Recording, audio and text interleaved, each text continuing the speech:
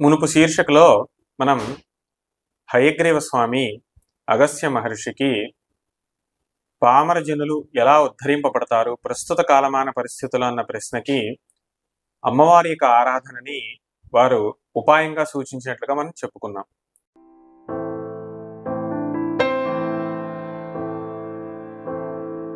త్రిపురారాధనం వినా భోగము మోక్షము రెండూ కూడా ఒకేసారి ఇవ్వగలిగేటువంటి గొప్ప ఆరాధనా విధానం కలియుగంలో ఏదైనా ఉంది అంటే అది త్రిపుర సుందరి అయినటువంటి అమ్మవారి యొక్క ఆరాధన.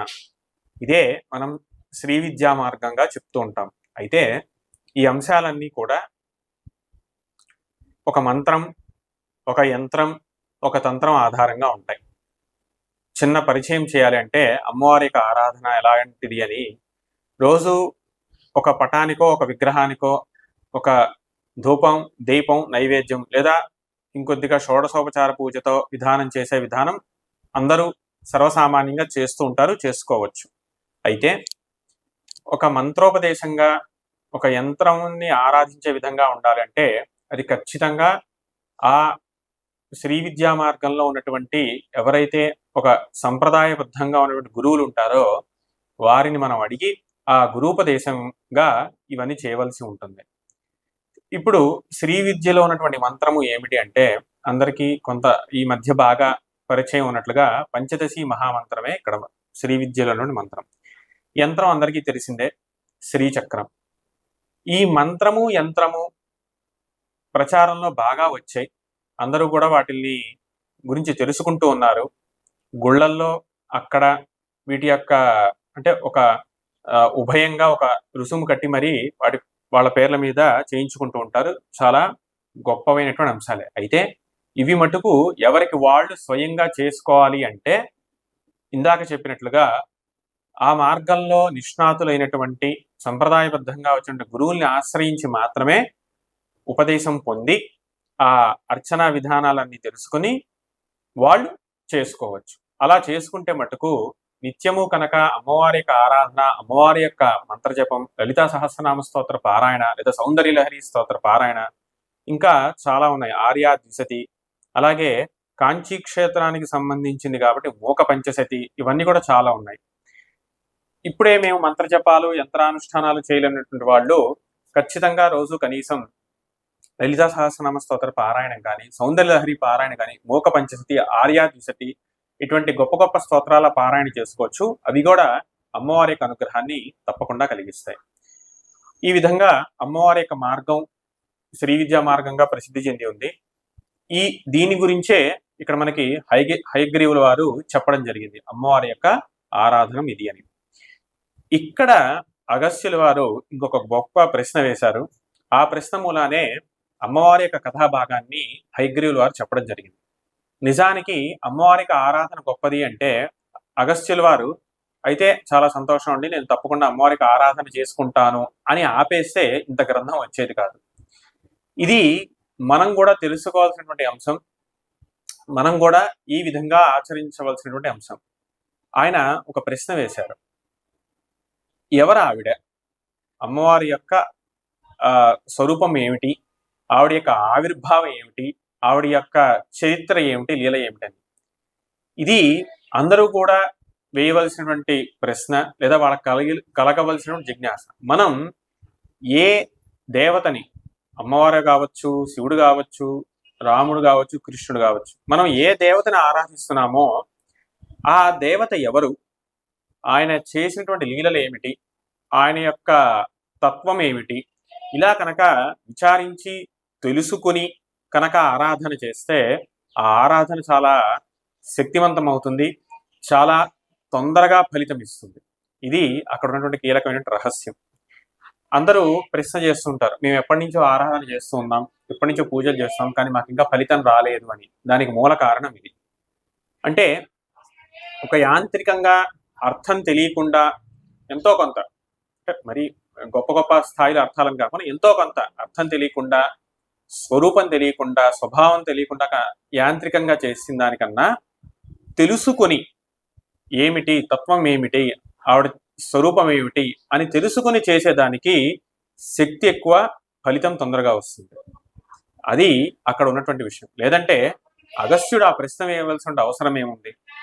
కాబట్టి ఒక గ్రంథం ఎలా మొదలవుతోంది, ఒక అంశం ఎలా మొదలవుతోంది, దాని యొక్క ప్రాధాన్యత ఏంటి, అక్కడ ఈ పూర్వరంగంగా వచ్చినటువంటి ప్రశ్నలు ఏమిటి అన్న దాంట్లోనే మొత్తం కీలకం, మొత్తం విషయం అంతా అక్కడే ఉంటుంది. కాబట్టి అగస్త్యుడు ఆగకుండా అంతటితో ఆయన ఆ ప్రశ్న వేశాడు. భగవన్ కీదృశం రూపం, హే హయగ్రీవ, అమ్మవారి యొక్క రూపం ఏమిటి? భవతా యత్ పురోదితం కిం విహారం కిం ప్రభావం, ఆవిడ యొక్క విహారం అంటే లీల ఏమిటి, చరిత్ర ఏమిటి, కిం ప్రభావం ఆవిడ యొక్క శక్తి ఏమిటి అని. కాబట్టి ఈ విధముగా హయగ్రీవుడు ఈ ప్రశ్న అగస్త్యుడు హయగ్రీవుని ఈ ప్రశ్న వేశారు కాబట్టి హయగ్రీవుడు ఆ ప్రశ్నకి సమాధానంగా ఇప్పుడు అమ్మవారి యొక్క చరిత్రని ప్రారంభిస్తున్నారు. ఒకవేళ అగస్త్య మహర్షి కనుక ఈ ప్రశ్న వేయక ఉంటే హయగ్రీవులు వారు కూడా చెప్పేవారు కాదు. అంటే శిష్యుడి యొక్క, భక్తుడి యొక్క ఉత్సాహం, జిజ్ఞాస బట్టే చెప్పేటువంటి గురువులకు కూడా ఆ అంశం చెప్పాలని అనిపిస్తుంది, వారికి తెలియక కాదు. అలాగని అడగకుండా ఇంకా విషయాలు చెప్తాను విను అని చెప్పి వాళ్ళు కూర్చొని పెట్టి చెప్పరు. ఎందుకంటే అడిగే వాళ్ళకి విషయం ఎందుకు గౌరవం ఉండాలి, తెలుసుకోవాలన్న ఉత్సాహం ఉండాలి, తపన ఉండాలి. అవి లేనప్పుడు చెప్పేవాళ్ళు కూడా అలా చెప్పరు. కానీ ఇక్కడ అగస్త్యుడు చాలా గొప్ప మహర్షి కాబట్టి, చాలా గొప్ప ఆయన ఆ యోగ్యత ఉన్నవారు కాబట్టి వారు అడిగారు. వారు అడిగినట్టుగా హయగ్రీవుడు సమాధానం చెప్తున్నారు. ఇప్పుడు అమ్మవారి గురించి చెప్పడం ప్రారంభించారు హయగ్రీవుల వారు. ఇక్కడ మనకి అంశం ఎలా ప్రారంభం అవుతుందంటే, అమ్మవారికి ప్రధానంగా 3 రూపాలు ఉన్నాయని చెప్తున్నారు. ఇక్కడి నుంచి మనం మూలమైనటువంటి విషయంలోకి, సబ్జెక్ట్లోకి మనం ప్రవేశిస్తున్నాం. కాబట్టి ఇక్కడి నుంచి మనం జాగ్రత్తగా అమ్మవారి యొక్క స్వరూపం గమనించవలసి ఉంటుంది. అమ్మవారికి ప్రధానంగా 3 రూపాలు ఉన్నాయట. 1 ప్రకృతి స్వరూపం, 2 మోహిని స్వరూపం, 3వది అసలు విషయం ప్రధానమైనటువంటి త్రిపుర సుందరి, లలితా త్రిపుర సుందరి కామాక్షి దేవి యొక్క చరిత్ర. ప్రకృతి స్వరూపం అనేది చాలా క్లుప్తంగా తెలుసుకోవచ్చు, మనకు తెలిసిందే. ఈ ప్రపంచంలో ఉన్నటువంటి పంచభూతాలు కూడా అది మనం సృష్టించుకుంది కాదు, అది భగవంతుని యొక్క సృష్టి. భూమి, నీరు, అగ్ని, వాయువు, ఆకాశం, ఇవే ప్రధానంగా పంచభూతాలు అంటారు. వీటి యొక్క మార్పులు చేర్పులే ప్రకృతి అంతా కూడా ఇలా మనకి కనిపిస్తుంది. ఇది ప్రకృతి స్వరూపం. ఇది అమ్మవారి యొక్క మొదటి స్వరూపం. రెండవది ఈ గ్రంథంలో మనకి హయగ్రీవులు వారు చెప్పినట్లుగా రెండవ స్వరూపం మోహిని స్వరూపం. ఏమిటి ఈ మోహిని స్వరూపం అంటే, ఇక్కడ కూడా ఒక చిన్న కథ ఉంది. ఈ కథాభాగం తెలుసుకుని మనం మోహిని యొక్క స్వరూపం కూడా తెలుసుకున్నాక అసలైనటువంటి అమ్మవారి యొక్క చరిత్రని, అంటే 3వ కథ, ప్రధానమైనటువంటి కథని మనం ప్రారంభించుకున్నాం. మనందరికీ తెలిసినట్లుగానే మోహిని అంటే అమృత మథనం చేసేటువంటి సమయంలో విష్ణుమూర్తి ధరించినటువంటి మోహిని స్వరూపమే ఇక్కడ ప్రధానంగా చెప్తున్నారు. అదే అమ్మవారి యొక్క స్వరూపం అంట. విష్ణువుకి అమ్మవారికి భేదం లేదు, తేడా లేదు. అంటే విష్ణుమూర్తి ఆడ స్త్రీ దేవతగా మారితే ఆవిడే అమ్మవారు. అదే ఇక్కడ గొప్ప రహస్యం, అదే మనం తెలుసుకోవాల్సిందే. ఈ క్షీరసాగర కథనం గురించి మనకి భాగవతంలో, విష్ణు పురాణంలో, ఇటువంటి మిగిలిన పురాణాల్లో కూడా మనకి కనిపిస్తుంటుంది. అయితే ఈ గ్రంథంలో కూడా అది ఒక కథాభాగంగా ఉంది కాబట్టి ఆ కథాభాగం గురించి కూడా మనం క్లుప్తంగా తెలుసుకుందాం. ఒకసారి ఇంద్రుడు ఆయన రాక్షసుల్ని జయించిన తరువాత ఐరావతం మీద ఎక్కి వస్తూ ఉండగా ఆయనకి దూర్వాస మహర్షి ఎదురుపడ్డారు. అప్పటికి దూర్వాస మహర్షి యొక్క చేతిలో అమ్మవారి ప్రసాదమైనటువంటి ఒక పూలమాల ఉంది.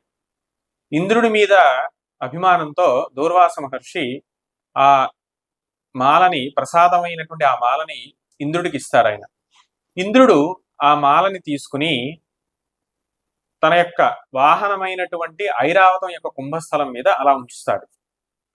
ఐరావతం ఆ ఏనుగు ఆ మాలని తొండంతో తీసి నేల మీద పడేసి వెళ్ళిపోతుంది, ముందరికి వెళ్తుంది. ఇది చూసినటువంటి దూర్వాస మహర్షికి చాలా ఆగ్రహం కలుగుతుంది. తాను ఎంతో అభిమానంగా ఇచ్చినటువంటి భగవత్ ప్రసాదాన్ని ఇలా తృణీకరించినట్లుగా, అవమానించినట్లుగా చేసేసరికి దుర్వాస మహర్షికి కోపం వస్తుంది. కోపం వచ్చి నువ్వు ఏ ఐశ్వర్యాన్ని నువ్వు చూసుకుని నువ్వు మదం ప్రదర్శించావో, భగవత్ ప్రసాదాన్ని అవమానించావో ఆ నీ ఐశ్వర్యం నీకు ఉండదు, నువ్వు ఐశ్వర్యాన్ని కోల్పోతావని చెప్పేసి ఆయన దూర్వాస మహర్షి అంటారు. ఇక్కడ మనం గుర్తుపెట్టుకోవాల్సింది ఏంటంటే, ఒకానొక మనకి ఉన్నటువంటి ఇక్కడ సందేశం ఏమిటంటే, భగవత్ ప్రసాదాన్ని ఏ రూపంలో ఉన్నా మనం ఎప్పుడు కూడా అవమానించకూడదు. మనకి ఏది కలిగిందో ఐశ్వర్యం, ఏ సంపదతో మనం ఉన్నామో అది భగవత్ ప్రసాదం అని గుర్తించాలి, కానీ అది మనం పొగరుగా అహంకారంగా అది పరిణమించకూడదు. అలా పరిణమిస్తే ఇటువంటి ప్రమాదాలు జరుగుతాయి. అలాగే మనం మహర్షులు కూడా అర్థం చేసుకోవాల్సిన విధానంలో ఆయన ఏదో కోపిష్టి, గర్విష్టి ఇలా కాకుండా అక్కడ ఉన్నటువంటి సందర్భానుగుణంగా వాళ్ళని శిక్షించి ఒక మంచి దారిలో పెట్టడం కోసమే మహర్షులు అలా ప్రవర్తిస్తూ ఉంటారు. ఇప్పుడు కనుక దూర్వాస మహర్షి కనుక ఆ పని చేయకపోతే, శాపం పెట్టకుండా ఆయన వెళ్ళిపోతే ఇంద్రుడికి తన తప్పు తెలియదు. గొప్ప గొప్ప పదవుల్లో ఉన్నవాళ్ళు, లోకాలని నడిపించాల్సినటువంటి వాళ్ళు ఎప్పుడు కూడా చక్కగా వాళ్ళ ప్రవర్తన సరిగా ఉండాలి. అలా సరిగ్గా పెట్టేటువంటి బాధ్యత వాళ్ళ యొక్క గురువుల మీద, వాళ్ళ యొక్క ఎవరైతే వాళ్ళని ఫిలాసఫర్స్, మెంటర్స్ అంటారో వాళ్ళ మీద ఉంటుంది. అదే ఇక్కడ జరిగింది. కాబట్టి ఇలా ఎప్పుడైతే దూర్వాస మహర్షి ఇంద్రుడిని శపించారో, వెంటనే ఇంద్రుడి యొక్క స్వర్గలక్ష్మి అంటే ఆయన యొక్క సంపద అంతా కూడా సముద్రం పాలైపోయింది. అసలు లక్ష్మి నారాయణుడిని చేరుకుంది అని చెప్పేసి చెప్తారు. అంటే లక్ష్మి ఎప్పుడు పోవడం ఉండదు.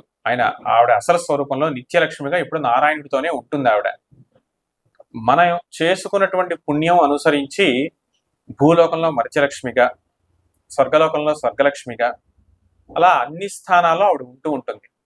మనం పుణ్యం ఉన్నంత వరకు ఆవిడ ఉంటుంది, పుణ్యం అయిపోయినా ఆవిడ వెళ్ళిపోతుంది. కానీ ఎప్పుడు కూడా స్థిరంగా విష్ణుమూర్తి దగ్గర ఆవిడ స్థిరంగా ఉంటుంది. ఈ కథాభాగాన్ని, మిగిలిన కథాభాగాన్ని తర్వాత శీర్షికలో చూద్దాం. ఈరోజు మీరు చూసిన ఈ కథాభాగం నుండి ఒక ప్రశ్న: దూర్వాస మహాముని ఇంద్రుడికి ఇచ్చిన వస్తువు ఏమిటి? మీ సమాధానాన్ని కామెంట్ రూపంలో తెలుపగలరు. ముందుగా తెలిపిన 10 మంది పేర్లను తదుపరి భాగంలో ప్రకటించబడును. మన ఛానల్లో ప్రసారమవుతున్న అన్ని భక్తి కార్యక్రమాలు మరియు ఇతర కార్యక్రమాల లింకు మీ మొబైల్కి రావాలి అనుకుంటే డిస్క్రిప్షన్లో ఉన్న మా వాట్సాప్ గ్రూప్లో జాయిన్ అవ్వండి. అన్ని భక్తి కార్యక్రమాలు మిస్ కాకుండా వీక్షించండి. ఆ భగవంతుని కృపకు, కరుణకు పాత్రులవ్వండి. మా కార్యక్రమాలను వాట్సాప్ గ్రూప్లోను, టెలిగ్రామ్ గ్రూప్లోను మరియు ఫేస్బుక్ పేజ్లోను కూడా వీక్షించవచ్చు.